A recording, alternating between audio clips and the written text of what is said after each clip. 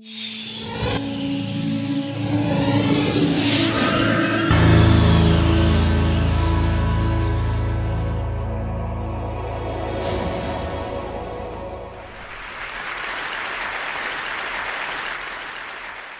may have heard about the Quran's idea of paradise being 72 virgins, and I promise I will come back to those virgins.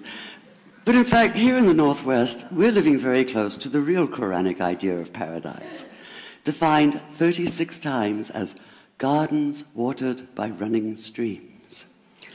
Since I live in a houseboat on the running stream of Lake Union, this makes perfect sense to me. But the thing is, how come it's news to most people? I know many well-intentioned non-Muslims who've begun reading the Quran but given up, disconcerted by its otherness. The historian Thomas Carlyle considered Muhammad one of the world's greatest heroes, yet even he called the Quran as toilsome reading as I ever undertook, a wearisome, confused jumble. Part of the problem, I think, is that we imagine that the Quran can be read as we usually read a book, as though we can curl up with it on a rainy afternoon with a bowl of popcorn within reach, as though God, and the Quran is entirely in the voice of God speaking to Muhammad, were just another author on the bestseller list. Yet the fact that so few people do actually read the Quran is precisely why it's so easy to quote. That is, to misquote. Phrases and snippets taken out of context in what I call the highlighter version, which is the one favored by both Muslim fundamentalists and anti-Muslim Islamophobes. So this past spring, as I was gearing up to begin writing a biography of Muhammad, I realized I needed to read the Quran properly as I could, that is. My Arabic's reduced by now to wielding a dictionary, so I took 4 well-known translations and decided to read them side by side, verse by verse, along with a transliteration and the original 7th century Arabic. Now, I did have an advantage. My last book was about the story behind the Shia-Sunni split, and for that I'd worked closely with the earliest Islamic histories, so I knew the events to which the Quran constantly refers, its frame of reference. I knew enough, that is, to know that I'd be a tourist in the Quran, an informed one, an experienced one even, but still an outsider, an agnostic Jew reading someone else's holy book. So I read slowly. I'd set aside 3 weeks for this project, and that, I think, is what is meant by hubris, because it turned out to be 3 months.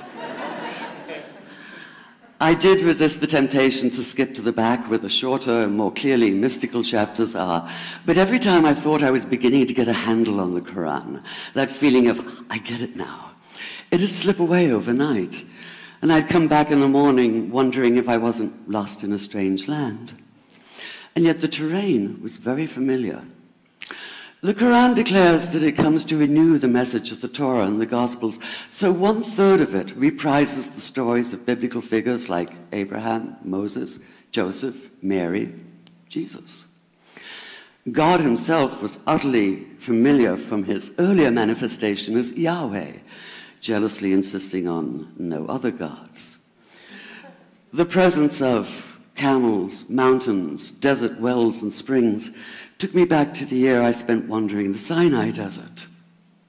And then there was the language, the rhythmic cadence of it, reminding me of evenings spent listening to Bedouin elders recite hours-long narrative poems entirely from memory. And I began to grasp why it's said that the Quran is really the Quran, only in Arabic. Take the Fatiha, the 7-verse opening chapter that is the Lord's Prayer and the Shema Israel of Islam combined. It's just 29 words in Arabic, but anywhere from 65 to 72 in translation. And yet the more you add, the more seems to go missing.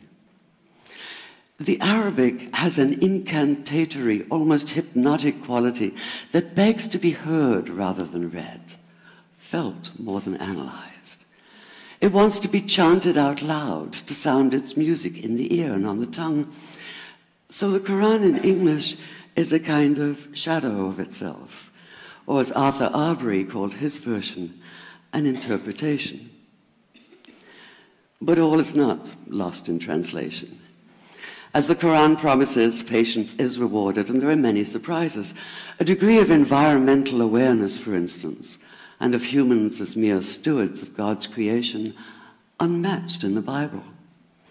And where the Bible is addressed exclusively to men, using the second and third person masculine, the Quran includes women, talking, for instance, of believing men and believing women, honorable men and honorable women. Or take the infamous verse about killing the unbelievers. Yes, it does say that, but in a very specific context. The anticipated conquest of the sanctuary city of Mecca, where fighting was usually forbidden. And the permission comes hedged about with qualifiers. Not you must kill unbelievers in Mecca, but you are allowed to, but only after a grace period is over. And only if there's no other pact in place. And only if they try to stop you getting to the Kaaba. And only if they attack you first. And even then, God is merciful, forgiveness is supreme, and so, essentially, better if you don't. This was perhaps the biggest surprise. How flexible the Quran is, at least in minds that are not fundamentally inflexible. Some of these verses are definite in meaning, it says, and others are ambiguous. The perverse at heart will seek out the ambiguities, trying to create discord by pinning down meanings of their own. Only God knows the true meaning.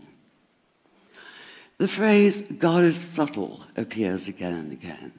And indeed, the whole of the Quran is far more subtle than most of us have been led to believe, as in, for instance, that little matter of virgins and paradise. Old-fashioned Orientalism comes into play here.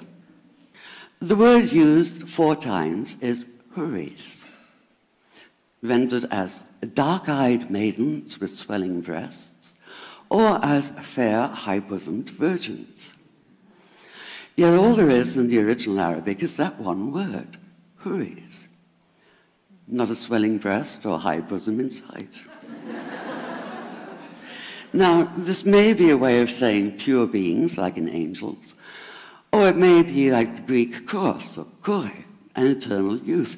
But the truth is, nobody really knows, and that's the point. Because the Quran is quite clear when it says that you will be a new creation in paradise, and that you will be recreated in a form unknown to you, which seems to me a far more appealing prospect than a virgin.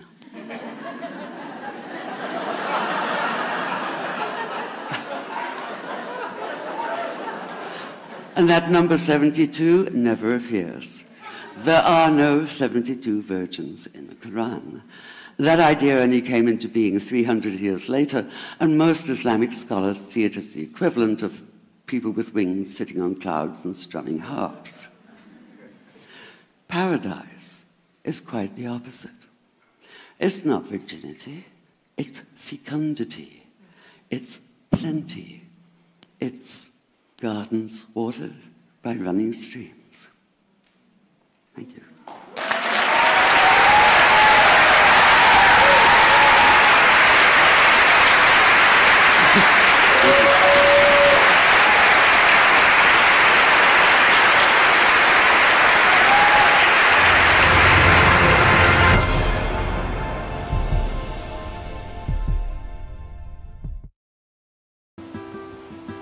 % of the world's food supply is lost to spoilage. That's $458 billion worth every year.